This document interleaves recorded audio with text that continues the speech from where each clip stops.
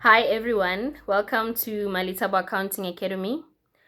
So today the video will be based on, so I'm going to list stakeholders that use financial statements, stakeholders that use financial records of a business. So the bookkeepers and the accountants of a business, they prepare these financial records, and they are used by different parties, or they are used by different stakeholders. So I'm going to list those stakeholders. I'm going to list a maximum of six, and then I will also go through the bookkeeping cycle and the accounting cycle.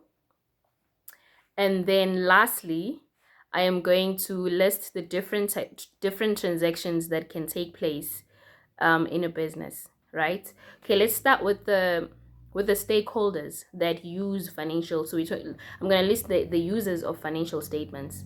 I'm going to use the users of financial records, right? So shareholders, also known as investors, they use financial records of a business.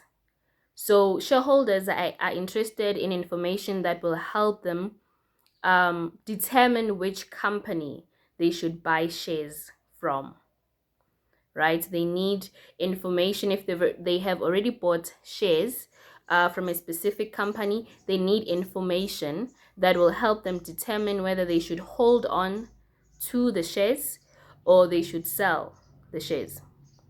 And lastly, or rather thirdly, they need information that will help them determine or assess if the company will pay out dividends at the end of the financial year. Okay. And then the second stakeholder is employees and labor unions. So they use financial information they are interested in financial information that will help them determine whether the business is stable and the business is profitable. They are interested in information that will help them determine whether the business will be able to pay out remunerations, whether the business will be able to provide the employees with retirement benefits, and also determine whether there are employment opportunities, right? And then the third stakeholder, or the third user of financial information, it is lenders, or you can say bankers. So they're interested in information that will help them determine if their loans and interest will be paid when it is due. And then we also have suppliers. So suppliers or trade creditors, they are interested in information that will help them determine that they will be able to be paid their money um, when it is due. So say a supplier sold their stock on credit, they did their sales on credit. So they are interested in information that will help them determine that the money that is owed to them will be paid when it is due. And then we've got customers. Now, customers are interested in information that will help them determine the continuation of the business. So, especially if the customer has a long-term involvement with the business, or they are dependent on the business for a specific product or for a specific item. When I say long-term involvement, I mean in cases where the business has customers who are other entities, customers who are other businesses, or rather, yeah, customers who are not individuals.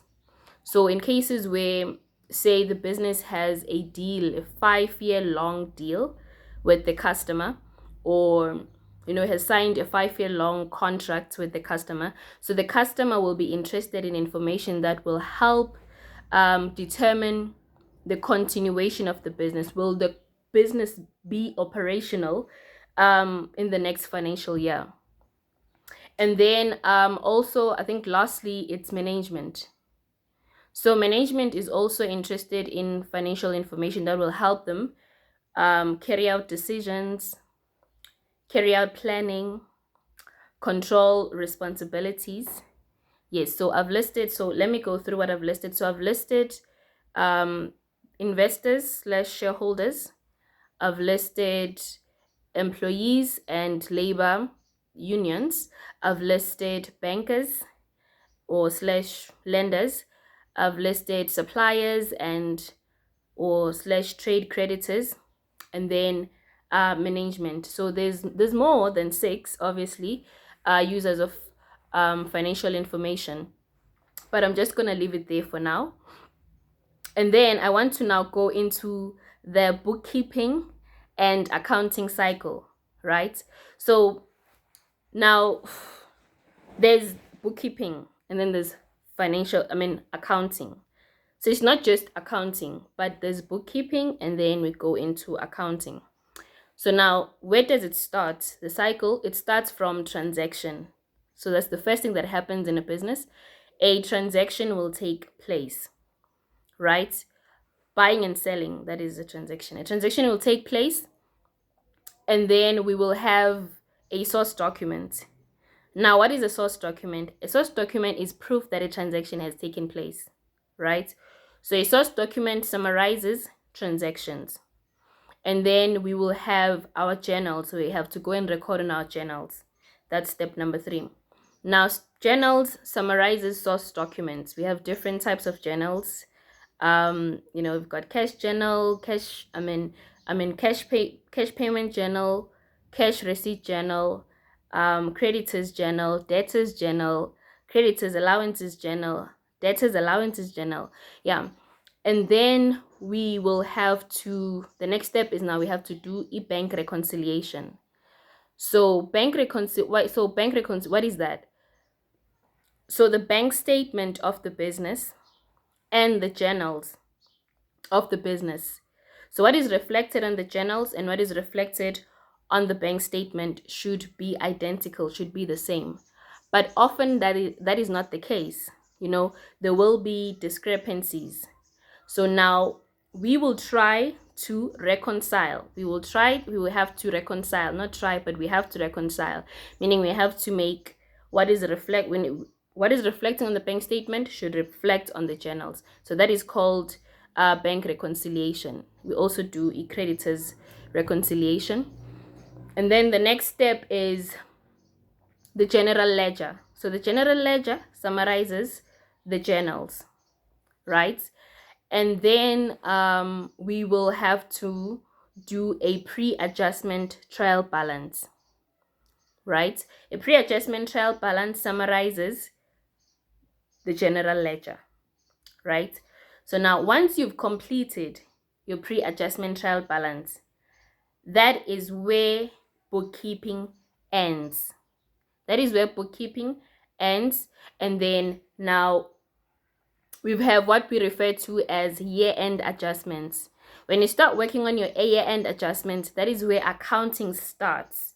Now you take your year-end adjustment and then you prepare your post-adjustment trial balance, and then you prepare your income statement, also known as the statement of comprehensive income, and then you prepare your balance sheet, also known as the statement of financial position.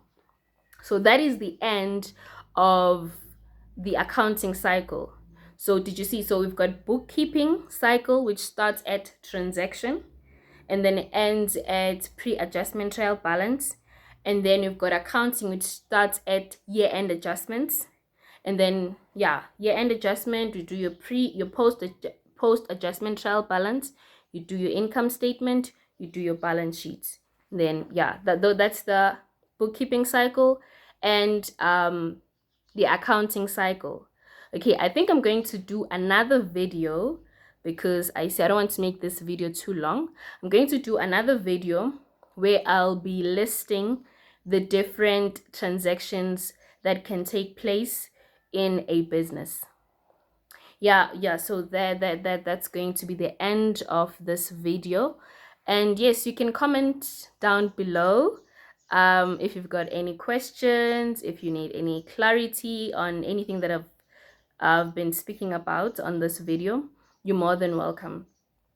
Yes, thank you very much. I hope you enjoy and learn. a thing or two from this video.